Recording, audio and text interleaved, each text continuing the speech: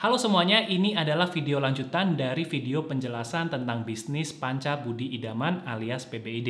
Di video kali ini, saya akan bertanya langsung kepada Pak Lukman Hakim selaku direksi dari PBID. Semoga saja sesi tanya jawab ini bisa bermanfaat buat menambah ilmu teman-teman semuanya. Oh ya, tapi sebelumnya, disclaimer ya, video ini hanya bersifat penjelasan dan edukasi saja, bukan ajakan untuk langsung membeli sahamnya. Kalian harus tetap do your own research. So, silahkan tonton videonya sampai habis. Thank you sekali lagi, Pak. Sebenarnya kita ingin tahu nih, Pak, tadi kalau kami coba pelajari di laporan keuangan dari PBID, kalau di bagian revenue nih, Pak, itu kan dibaginya ke dalam dua segmen aja sebenarnya. Ya, ke plastik kemasan dan ke biji plastik. Iya. Nah, sedangkan kalau tadi Bapak jelaskan dan ataupun di website itu kan sebenarnya ada polyethylene, polypropylen, heavy duty sax dan segala macam.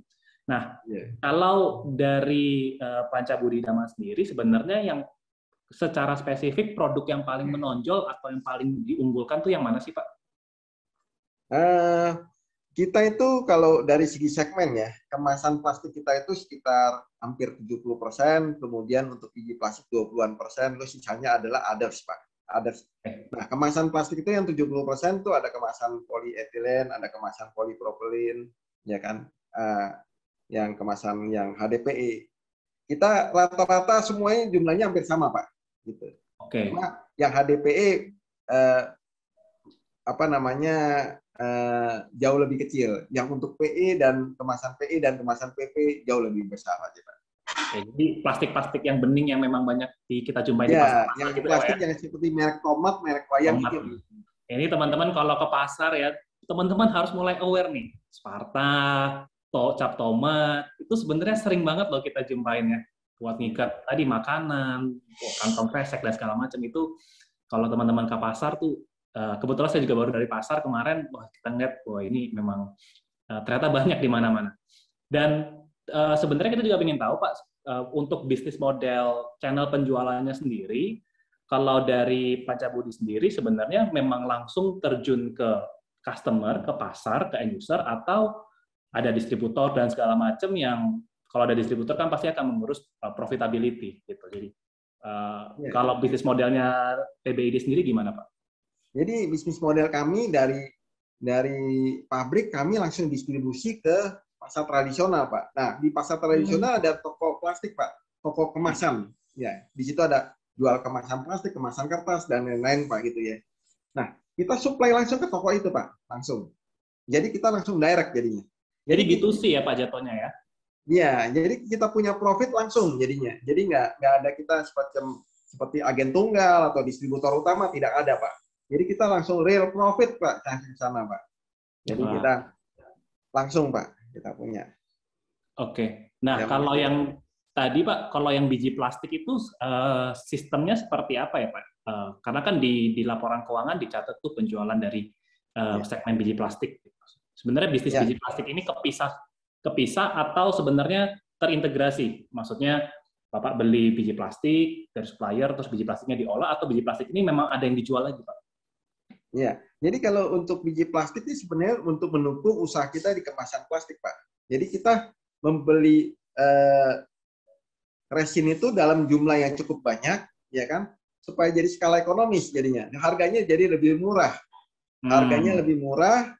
Jadi, nah maka itu kita kemasan biji plastik itu ada yang digunakan untuk produksi dan ada juga sebagian digunakan untuk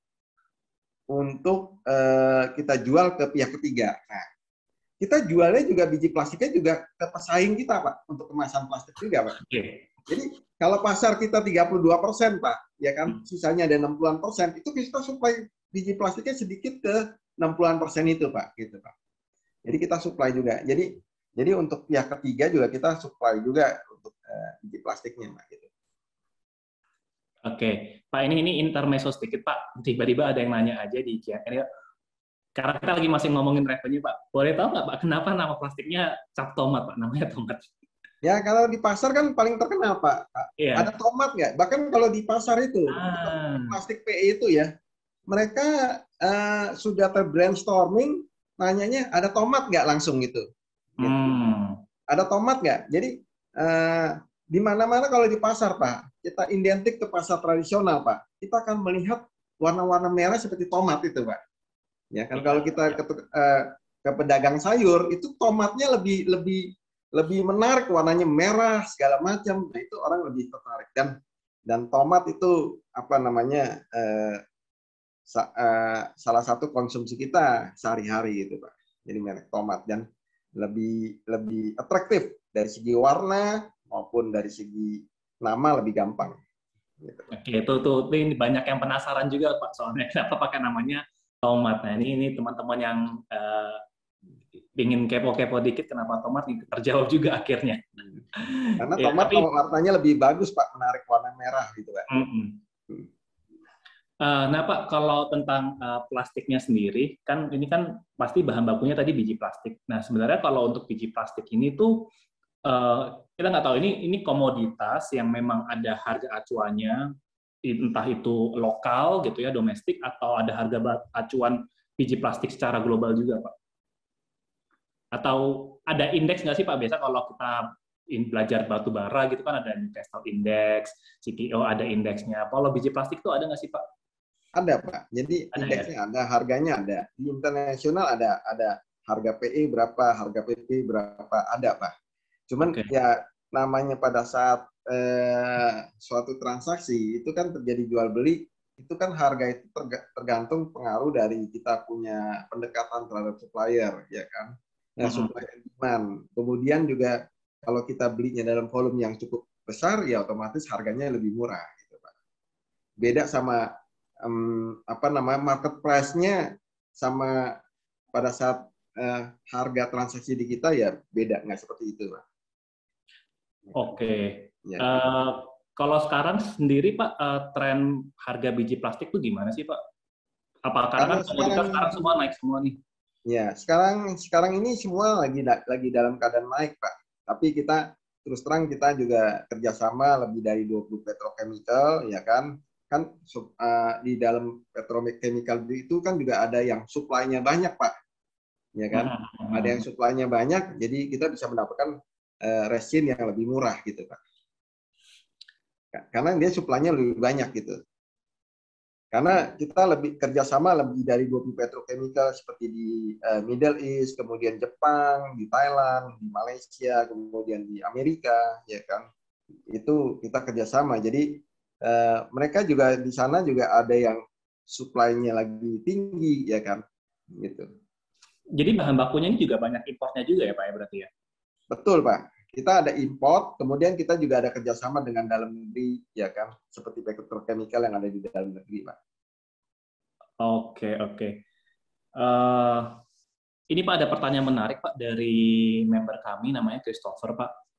Kan sekarang kan harga komoditas banyak naik gitu ya. Meskipun tadi Bapak sampaikan produksi plastik itu sebenarnya lebih murah daripada yang kertas gitu. Tapi sekarang kan harga minyak meningkat gitu, terus ya bahan-bahan baku juga yang meningkat gitu.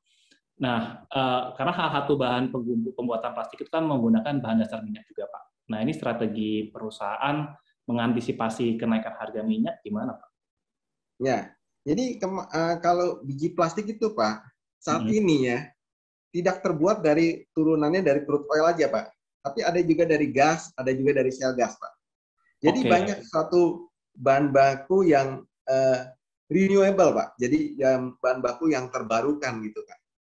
Bahan baku yang terbarukan, contohnya kalau biji plastik ada yang dari batu bara, ada yang dari crude oil, ya dari crude oil ke nafta. Kemudian ada juga dari shale gas atau gas alam juga ada.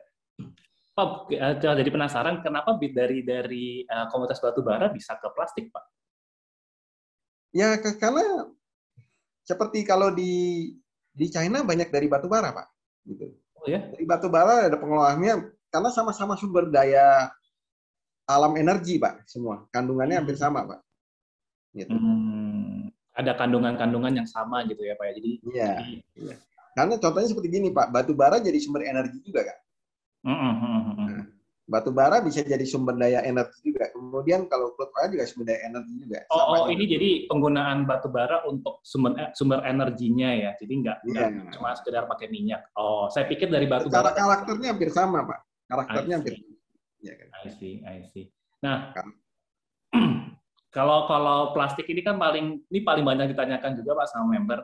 Pasti kan orang itu konsepnya, aduh plastik ini nggak ramah lingkungan. Sekarang banyak campaign-campaign tentang stop penggunaan plastik dan segala macam.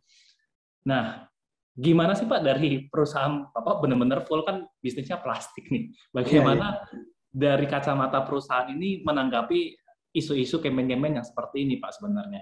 Ya, kita coba menjelaskan. Ada Ini beberapa di media, pertanyaan banyak banget Pak yang tanya ya, ada plastik ini. beberapa media, investor maupun analis, Pak ya. Media juga sering tanya ke saya. Ya, kita sudah memberikan suatu penjelasan bahwa plastik saat ini masih dibutuhkan, Pak, ya kan? Contohnya, kalau Bapak beli gula, kalau tidak ada kemasan plastik, bungkusnya bagaimana? Kemudian, beras kalau nggak ada kemasan plastik, bungkusnya bagaimana? Ya kan? Nah, kemudian beli seperti biji-bijian seperti kacang hijau, kacang tanah itu menggunakan kemasan plastik. Ya. Terus UKM Pak, kalau nggak ada kemasan plastik, pedagang soto, pedagang bakso, itu bagaimana melakukan penjualan take away gitu kan? Nah, kita juga sudah memberikan suatu apa namanya memberikan sharing ya, bukan memberikan ini memberikan sharing bahwa kemasan plastik itu diciptakan untuk menyelamatkan lingkungan karena lebih hemat energi ya kan. Apalagi sekarang masalah karbon kan masalah utama ya, apalagi climate change segala macam ya kan. Yang mana eh, dengan kemasan plastik itu tercipta dengan melakukan hemat energi bisa 1:3 ya kan. Nah, kemudian ke depan tuh ada namanya ekonomi sirkular Pak, ya kan? Yang mana itu kemasan plastik itu bisa didaur ulang. Jadi sebenarnya ini solusinya adalah daur ulangnya, ya kan? Masalah waste manajemennya, ya kan? Yang mana kalau masalah waste manajemennya bisa diatur secara baik, otomatis masalah ini ya bisa teratasi gitu Pak. Jadi kita perlu namanya karena sampah plastik itu bisa didaur ulang menjadi biji plastik lagi, kemudian untuk bisa jadi aspal plastik, ya kan? Bahkan di luar negeri ada juga bisa menjadi polyester kan, seperti baju untuk olahraga segala macam. Terus kemudian bisa juga dijadikan untuk pembangkit listrik tenaga sampah, seperti di Surabaya menggunakan sampah plastik gitu. Seperti itu, Pak. Oke, jadi sebenarnya tadi poin yang menarik juga ya, sebenarnya plastik ini diciptakan untuk uh, menjawab pakai itu masalah lingkungan juga ya Pak ya, Iya. dan Kalau biaya produksi yang lebih hemat energi juga sebenarnya ya. iya. Jadi kalau menggunakan kemasan kertas, otomatis terjadilah pengunduran hutan. Kalau kita menggunakan kemasan alami, Pak, seperti daun pisang, ya kan? Itu kalau daun pisangnya Tebang dibabat juga habis terus, juga. ya kan? Kita nggak makan pisang lama-lama, Pak, gitu, ya kan? Daun pisangnya udah habis semuanya, ya kan? Jadi pisangnya gimana gitu, bisa bertumbuh. Nah, tadi kan Bapak sempat ngomong tentang recycle juga. Ini banyak Ya. juga member yang tanya tentang recycle. Ada planning nggak Pak untuk bikin integrasi sekalian Pak, sampai ke proses recyclingnya. Jadi nggak cuma sekedar jual, tapi kalau nggak salah sebenarnya juga ada satu perusahaan publik Pak ya yang bergerak di bidang pengolahan limbah plastik kalau nggak saya salah tahu gitu. Nah, apakah Ya, ya. Pancabudi ini ada planning ke sana juga nih Pak? Eh, kita sudah ada mesin untuk recycle kemasan plastik, Pak. Ya kan, karena kita sebagai perusahaan publik kita juga mentaati namanya ESG, ya kan, Environment, Social, and Good Corporate Governance, ya kan. Ya. Yang mana kita juga memperbaiki tata kelola kita bertahun-tahun ya. Jadi kita juga untuk laporan keuangan kita tepat waktu, untuk annual report kita tepat waktu. Jadi kita punya masalah tata kelola cukup bagus, Pak. Kita juga punya good corporate governance. Ya. Kemudian untuk CSR juga. Nah, untuk environment juga kita sudah memiliki mesin mesin untuk recycle. Di pabrik kita juga sudah ada recycle. Tapi ya untuk kapasitasnya belum begitu besar, Pak, gitu. Tapi sudah memiliki, Pak. Kita sudah juga ada suatu awareness, ya kan? Awareness ke arah sana gitu, Pak. Gitu. Wah, kalau Awareness. bisa ke arah sana itu menarik tuh Pak. Mungkin boleh bisa jadi ada revenue stream lagi kan Pak, karena kan plastik tadi bisa diolah jadi banyak macam produk atau bahkan bisa dipakai jadi sebagai bahan baku lagi kan Pak. Dan untuk kemasan plastik kita, Pak ya kalau saya gambarkan ya, kemasan kita itu kalau hitung persentase itu kalau di tidak sampai 5% Pak dari keseluruhan plastik Pak. Karena kemasan plastik itu ada yang jadi seperti kita ya, kemasan plastik ya. Ada yang juga fleksibel packaging seperti bungkus untuk Indomie, bungkus untuk Rinso segala macam Pak. Itu kan fleksibel packaging. Itu jumlahnya jauh lebih besar Pak daripada kita gitu. Jadi banyak. Jadi kalau justru kemasan plastik seperti kita ini adalah yang untuk mendukung UKM. Iya. Untuk UKM. Jadi yang kemasan-kemasan plastik yang lain ya kan untuk di pabrik-pabrik seperti itu Pak, ya. Itu menggunakan flexible packaging gitu. Ya kan. Dan plastik itu banyak Pak, ada yang untuk AMDK, air minum dalam kemasan seperti itu. Kalau yang untuk AMDK belum ke arah sana juga ya Pak ya. Tadi kan kalau yang cup baru yang belum, gelas aja ya. Belum. Karena pangsa pasar kita juga masih besar. Jadi kita juga masih ada room yang cukup besar 60% ya. Ya, kita juga terus terang masih menggarap pasar di Indonesia Timur dan Jawa Timur, Pak. Gitu. Oke. Ini Pak, tadi ngomongin yang Indonesia Timur. Di laporan keuangan juga kami ngelihat nih Pak, ada transaksi yang cukup besar tuh di bagian pembelian tanah Pak, 111 miliar gitu. Iya. Kan nilai yang sebenarnya nggak kecil harusnya ya, dengan tanah 60.000 meter persegi. Ini sebenarnya mau buat kapasitas produksi atau ekspansinya seperti apa Pak? Dan kalau tadi kan dikatakan ke area timur Indonesia ya Pak ya. Memangnya dengan pangsa pasar yang market leader sekarang 32% tadi, yang Indonesia Timur ini masih kalah saing atau gimana Pak? Ya, kita itu kita punya market share itu memang sebagian besar Jabodetabek Pak, 60% ya kan kurang lebih. Mungkin hampir 60%. Ya kalau di Jawa Timur kita masih di bawah 10%. Jadi di bawah 10%, Pak. Masih. Kalau di Jabodetabek itu populasinya 15 juta kan, kalau di Jawa Timur populasinya 30-an juta. Jadi kita pangsa pasar kita masih jauh lebih besar untuk ke Jawa Timur gitu Pak. Dan secara karakter juga di sana banyak makanan dan makanan berkuah dan minuman juga Pak. Jadi kita hampir sama dengan Jabodetabek Pak jadinya. Nah, jadi kita akan ke arah sana gitu. Jadi di Indonesia Timur tadi pangsa pasarnya Pancabudi masih under 10% ya Pak ya? Iya.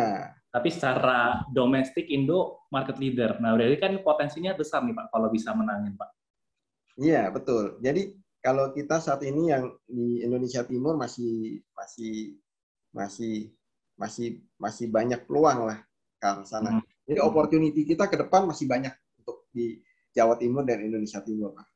Ini jadi salah satu alasan kenapa masih bisa growth ya Pak ya pertumbuhannya nih Pak. Ya, itu salah satu katalis positif kita ya kan. Kita masih bisa growth karena pangsa pasar di Indonesia Timur seperti Jawa Timur kita masih belum menggarap ke arah sana. Kita hanya baru menggarap di Jabodetabek, Jawa Barat dan Sumatera gitu.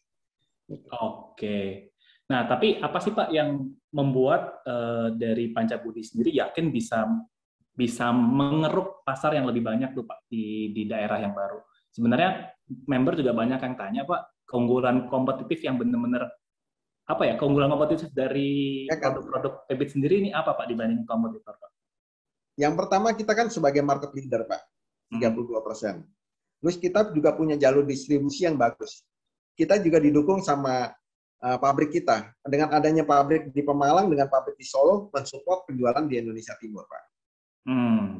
Terus yang keempat kita memiliki merek yang branded Pak, best brand dan top brand. Jadi produk kita memiliki produk, kita memiliki branded ya, produk yang branded. Jadi kita juga terus terang itu adalah kompetensi kita, itu adalah modal kita Pak, modal kita untuk menggempur pasar di Jawa Timur dan Indonesia Timur Pak. Itu adalah kita punya capital untuk menggarap pasar di sana Pak. Gitu. Jadi dukungan pabrik, dukungan logistik, dan dukungan produk yang branded ya, kita bisa masuk, kita bisa penetrasi pasar ke Indonesia Timur dan Jawa Timur. Oke, jadi yang tanah yang di Jawa Timur pun yang tadi 60.000 meter persegi memang mau dibuat pabrik juga ya Pak ya? Itu untuk gudang distribusi Pak. Oh, gudang distribusi aja. Gudangnya besar kita juga ya, untuk pabrik itu kita akan dapat dukungan dari pabrik kita yang di Solo dan pabrik kita yang ada di Pemalang. Oke, oke, oke. Berarti ini gudangnya aja besar banget, teman-teman bisa bayangin seberapa banyak penjualannya ya. Ya, jadi kita udah persiapan. Jadi Oke, yang paling penting ada preparation kita sudah memenuhi semuanya, Pak. Preparationnya. oke, oke, menarik. Nah, selain dari potensi growth dari segi revenue, yang kita perhati juga yang sangat menarik dari perusahaan Pancabudi sendiri adalah tentang profitability-nya nih, Pak. Kalau saya perhatikan, Mbak, di stock up kan kita ada stock up engine gitu ya, Pak. Kita rangkum-rangkum data-data keuangan. Di tahun 2017 itu profit marginnya hanya 14%, Pak. Tapi seiring dengan waktu sampai 2019 itu naiknya hampir double, Pak. Hampir double ya, sekitar 20-an% nih. Nah, apa sih yang membuat tren profitability, apalagi ini gross profit-nya nih, Pak, kok bisa makin tinggi ini karena harga jual yang memang bisa di pricing power tinggi atau bahan baku yang lebih efisien atau gimana, Pak? Ya, Soalnya ini menarik banget, Pak. Kalau gross profit naik kayak begini, kita investor senang biasanya, Pak. ya. Salah satunya kita punya perusahaan sudah skala ekonomis, Pak. Dengan Hmm. bisnis model sejak kita go public, kita bisnis model kita sudah integrated, Pak. Sejak kita go public kita juga bisa mendapatkan harga yang lebih murah dengan supplier, Pak. Biasanya kalau perusahaan yang sudah go public, Pak ya, biasanya mendapatkan kepercayaan dari supplier, ya kan? Karena perusahaan ini memiliki suatu integritas, memiliki tata kelola, ya kan? Kita bisa membeli suatu harga yang lebih murah, ya kan? Kemudian kita punya strong balance sheet, kita punya debt equity ratio kita sangat rendah, Pak, utang. Jadi perusahaan kita nggak terbebani beban hutang gitu, ya kan. Dengan debt equity ratio kita dapat rendah, jadi artinya kita profit kita juga jadi real profit gitu, Pak. Istilahnya saya memberikan contoh, Pak, kalau saya punya usaha UKM, Pak ya, saya punya usaha UKM, rupanya saya nggak kredit lagi barang dagangan saya nggak butuh modal kerja lagi, jadi saya sudah modal sendiri, saya udah dapat real profit gitu, Pak. Saya memberikan gambaran contohnya seperti itu. Jadi kita udah mendapatkan suatu real profit gitu, Pak. Kemudian EBITDA kita juga cukup bagus dengan strong cash flow kita yang bagus, EBITDA yang bagus. Jadi kita mendapatkan suatu profit yang lebih bagus lagi. Kemudian sales kita juga terus meningkat, Pak. Jadi sejalan dengan skala ekonomis, ya kan? Ya biasanya kalau kita di ilmu manajemen, kalau perusahaan yang sudah salesnya udah naik di atas break even point, ya kan, itu mengalami profit yang makin bertambah, makin bertambah gitu, Pak. Skala Jadi kita ekonomis udah ya, Pak, skala berarti. ekonomis. Kemudian kita market leader, ya kan, di pangsa pasar yang dengan 32%. Itu aja, Pak. Oke. Wah, ini menarik banget nih. Revenue growing, terus dengan profitability yang makin bagus, dan member-member kami ini cukup jeli nih, Pak. Kita bisa melihat juga dari segi yang kita perhatikan di balance sheet itu banyak yang tanya tentang inventory turnover-nya. Ya, meskipun sebenarnya angkanya masih bagus, Pak, tapi kalau kita ngelihat trennya dari tahun 2017 sampai 2020 ini days in inventory-nya kok semakin lama. Apakah ini produk yang susah dijual atau gimana nih, Pak? Ya, Kenapa days inventory-nya bisa lebih lama nih? ya kami mencoba suatu inovasi produk, Pak ya, karena perusahaan kami juga terus berinovasi, ya kan. Jadi produk-produk kami juga tidak hanya untuk kemasan plastik aja, juga ada kemasan paper seperti saya gambarkan, seperti ada dus kue, kertas nasi, kemudian ada food pack ya. Semua rata-rata fast moving, Pak. Jadi apa namanya, karena produk itu dengan laporan keuangan kita itu kan otomatis kan ada namanya market value-nya, Pak. Ya kita jadi apa namanya, based on US dollar, ya kan, kita ada natural hedging di inventory, Pak, natural hedging seperti itu. Jadi kalau US dollarnya mengalami kenaikan, ya otomatis produk kita mengalami kenaikan. Tapi kita punya produk otomatis semuanya fast moving. Produk kita ada fast moving semua, Pak. Oke, oke. Jadi kalau kita melihat di bagian persediaan juga, ini bahan baku yang di stok di persediaan aja meningkat cukup banyak. Itu salah satunya karena tadi kenaikan harga bahan bakunya ya, Pak, berarti ya. Iya betul, Pak. Kenaikan harga bahan bakunya naik, kita punya inventory kita naik. Tapi secara Tapi kuantiti kita selalu menjaga improving, Pak. Pak, ini ada yang jeli juga, Pak. Ada yang menanyakan tentang katanya Pancabudi ini sedang ada proses hukum ya, Pak, yang sedang dijalani. Ada gugatan dari perusahaan Ya, PT Arta Ganesha. Nah, ini statusnya seperti apa, Pak? Apakah mengancam operasional atau tidak nih, Pak?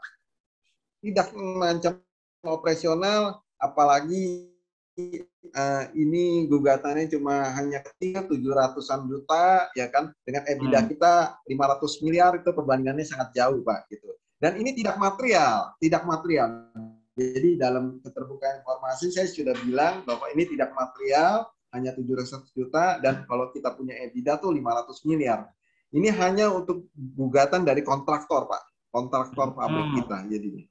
Jadi bukan bukan dari supplier kita atau bukan dari customer kita, bukan. Ini dari kontraktor pabrik kita. Jadi tidak material, Pak.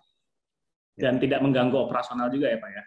Tidak mengganggu, karena ini gugatan ini kan hanya suatu masalah kecil, ya kan, dengan kontraktor, Pak. Gitu. Oke. Kontraktor bangunan, Pak ya. Hmm. Nah, nah ini yang mungkin banyak juga ditanyain, Pak. Untuk target nih, Pak, pencapaian di 2022 supaya kita nanti kalau bikin perhitungan-perhitungan, kalau kita ngelihat harga saham ini masih wajar, masih mahal, murah, salah satunya kan karena growth, Pak. Nah, target pencapaian 2022 atau mungkin 5 tahun ke depan, skala PBIT ini Bapak proyeksikan seperti apa nih, Pak? Kalau target kita selalu double digit, Pak. Untuk sales kita 10 sampai dengan 15%, ya kan. Mudah-mudahan bisa dapat di atas target kita gitu. Apalagi kita sedang lagi dalam keadaan kita industri yang sedang growing, Pak. Karena Indonesia Timur, Jawa Timur kita belum menggarap gitu. Jadi industri kita nih sebenarnya lagi sedang dalam dan growing jadinya. Jadi kita punya target selalu double digit, ya kan. Kemudian untuk net profit margin kita dengan debt to equity ratio kita 28%, ya kita mudah-mudahan kita bisa menjaga untuk double digit juga, Pak, gitu. Net profit margin. Oke, jadi net profit margin dijaga double digit dan revenue dan net profit juga dijaga untuk double digit growth ya, Pak ya. Ya, Nah, ini karena kita menarik sekali. yakin, Pak, kita udah punya bisnis model kita yang skala ekonomis, integrated, ya kan. Kemudian DER kita juga rendah, 28%, EBITDA kita bagus, ya. Kemudian merek kita juga top brand, merek kita juga best brand. Jadi kita punya modal itu, Pak, semuanya. Iya. Dan return on equity perusahaan Pancabudi buat teman-teman yang belum tahu itu juga sangat menarik sekali ya saat ini, return on equity-nya pun di kisaran 20-an%. Jadi secara profitability memang sangat menarik. Nah, Pak, ini satu lagi Pak, mungkin yang banyak ditanyakan juga tentang cukai yang baru-baru digadang-gadang nih. Katanya Iya. bisa menghantam nih laju prospek eh, pertumbuhan industri plastik, Pak. Kalau yang update tentang penerapan cukai plastik ini gimana ya, Pak ya? Karena kan sebenarnya udah agak lama ya dari tahun 2020 sebenarnya. Udah digadang-gadang tapi masih masih belum dan ya statusnya gimana, Pak? Ya, saya yakin pemerintah itu sebenarnya mendukung usaha UKM, Pak. Ya kan? Mhm. Ya, Pemerintah itu sangat mendukung usaha UKM, apalagi adanya revitalisasi pasar tradisional, ya kan? Pemerintahan Bapak Presiden Joko Widodo ini banyak mendukung sektor UKM, dan banyak pasar tradisional direvitalisasi, Pak, dibuat mhm. bagus, dikembangkan, gitu. Jadi mendukung suatu ekonomi kerakyatan. Nah, kami kemasan plastik ini banyak mendukung usaha-usaha yang untuk ekonomi kerakyatan, Pak, UMKM, ya kan? Yang mana kalau pedagang soto, pedagang bakso, terutama yang take away, apalagi di zamannya pandemi ini, dia Ya. banyak yang diharuskan, diwajibkan bagus take away, karena untuk makan di tempat kan tidak diperbolehkan, hanya boleh 50% aja atau 25% saja. Jadi banyak yang take away. Nah, saat ini sih kalau untuk cukai plastik sampai saat ini untuk teknisnya saya belum tahu, ya kan. Tapi saya yakin ke depan pemerintah sangat mendukung UMKM. Mhm. UMKM. Dan UMKM ini membutuhkan kemasan plastik seperti kita. Ya, kalau dengan andaikan ya, ini saya cuma eh, bicara sekilas saja, ya kan, andaikan kalau misalkan sektor UMKM itu ketika kemasan plastik dikenakan cukai, otomatis kan biaya produksi mereka otomatis mengalami peningkatan, gitu Pak. Ya. Gitu. Oke, jadi bahkan sampai jalan hampir 2 tahun pun memang belum difinalisasikan kan ya Pak untuk kebijakan ini. Angkanya pun sudah ada bayangan nggak sih Pak, misalnya yang kayak yang diusulkan sama pemerintah, angka persentase cukainya, udah ada atau belum sih Pak? Tapi itu begini Pak, contohnya begini Pak. Contohnya waktu beberapa lalu kan ada plastik itu dibeli Pak, 200 perak doang Pak, ya kan? Hanya 200 perak doang. Kalau kita misalkan belanja di minimarket Pak ya, dengan plastik hanya 200 perak, saya kan beli 10, hanya 2.000, ya kan? Dan plastik itu saya bisa gunakan untuk membuang sampah saya di rumah tangga. Untuk kos biaya parkir mungkin lebih mahal, 4.000 Pak. Iya. Iya. Jadi ya, tapi menurut saya sih kalau dengan volume yang sangat besar ya otomatis ini. Tapi ke depan kalau menurut saya sih pemerintah akan mendukung usaha UMKM. Dan plastik ini, kemasan plastik ini masih sangat dibutuhkan untuk masyarakat karena substitusinya bisa dikatakan ya belum ada Pak ya. Seperti contohnya untuk membungkus soto yang panas ya kan, itu membutuhkan kemasan plastik yang seperti produk kita ya, seperti produk kita yang tahan panas seperti itu Pak. Ada juga yang kemasan plastik yang dari cassava ya kan, kalau kena kuah panas otomatis bisa jadi kolak singkong gitu Pak semuanya. Oke, jadi ya dari segi needs sebenarnya masih belum ada substitusi yang tadi yang dikatakan yang murah, ekonomis, apalagi kan UMKM atau bisnis pasti juga nyarinya yang ekonomis ya Pak ya. Iya betul. Kalau kita belanja UMKM menggunakan banyakkan kemasan kertas, mereka cost-nya akan lebih mahal Pak. Nah Pak, akan UMKM. Oke, nah tadi kan kalau kita ngomongin nih Pak, sebenarnya kan yang salah satu industri yang growing adalah e-commerce, ya kan? Mungkin untuk bagian yang segmen bisnis food and beverage ini plastik ini sangat menjauh kebutuhan Pak. Tapi dengan industri e-commerce yang mungkin barang, retail, sebenarnya ada peluang nggak sih Pak untuk produknya PBID ini dipakai? Atau misal gini Pak, karena e-commerce lagi naik, pengiriman banyak nih Pak. Kalau kita ngelihat misalnya kita kirim barang, let's say pakai kurir, JNE, JNT, itu kan hampir semua barang kita pun diplastikin lagi Pak sebenarnya. Betul. Nah, kalau itu penggunaan tiap hari sebegitu banyaknya jumlah paket, ada peluang nggak sih Pak untuk penetrasi ke sana? Banyak sekali Pak, banyak sekali peluangnya. Kalau dengan e-commerce itu kan seperti Bapak tadi bilang bahwa barang itu diplastikin lagi, apalagi di saat musim ini, musim hujan Pak. Kan kalau nggak diplastikin hanya menggunakan kardus atau karton Pak, itu apalagi yang pengantarnya itu menggunakan motorcycle ya, itu otomatis akan kena hujan gitu Pak. Ya. Saat ini kita lagi webinar pun lagi sedang turun hujan gitu Pak ya. Jadi perlu kemasan plastik untuk melindungi Pak pada saat hujan gitu. Nah, itu dari Panca Budi sendiri ada penetrasi ke sana atau enggak, Pak? Kita ada, Pak. Tapi kita kan produk kita ini sering banyak digunakan untuk usaha UMKM. Contohnya seperti gini, Pak. Banyak usaha seperti bergerak di bidang makanan ya, makanan-makanan tradisional seperti contoh aja Pak ya, contoh ya. Seperti usaha UKM, misalkan saya membeli kacang goreng Pak ya, dalam bentuk karungan. Kemudian saya packaging secara kecil-kecilan. Kan otomatis menggunakan kemasan plastik. Nah, itu dijual secara online. Banyak seperti itu, Pak. Kalau yang use case selain food and beverage lebih kemana, Pak? Selain makanan dan minuman. Kalau makanan dan minuman kayaknya Pak. Contohnya seperti gini, Pak. Di toko bangunan kan itu kalau di toko bangunan kan kalau untuk mur, kemudian untuk baut, Pak, itu harus dikemasin plastik, Pak. Kalau nggak, kalau tercampur kan mur baut ukuran sekian, ukuran sekian, itu banyak ini. Dan aplikasinya banyak. Saya rasa kalau di Bapak kalau beli smartphone pun di dalamnya untuk kabelnya diplastikin, ya kan? Terus kalau untuk itunya diplastikin lagi gitu, Pak. Bahkan kartu garansinya juga diplastikin, Pak. Kartu garansinya juga dikemas plastik juga gitu. Banyak, Pak. Banyak peluang sih, Pak. Peluangnya banyak, tapi untuk produknya belum ada yang penetrasi ke sana ya. Mungkin baru rencana aja. Ya, kita masih menggarap sektor makanan minuman itu demand-nya masih tinggi, Pak. Oke, jadi fokusnya memang buat yang F&B ya, Pak ya? Ya, kita banyakkan ke sektor makanan minuman. Karena yang contohnya kita, kalau di e-commerce sih lebih banyak ke online food delivery, Pak.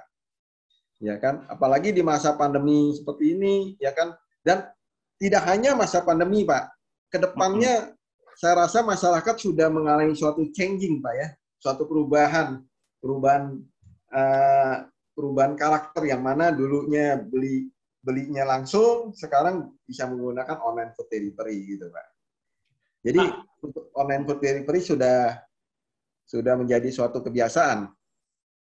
Pak, mungkin pertanyaan terakhir Pak tentang satu lagi potensi untuk yang ekspor Pak. Kalau di laporan keuangan kan sebenarnya sudah ada ya Pak penjualan ke ekspor, tapi porsinya ini masih kurang dari 5%. Ini memang bisa dieksploitasi lagi atau enggak sih Pak untuk yang ekspor ini? Atau memang masih fokusnya ke Indonesia dulu aja?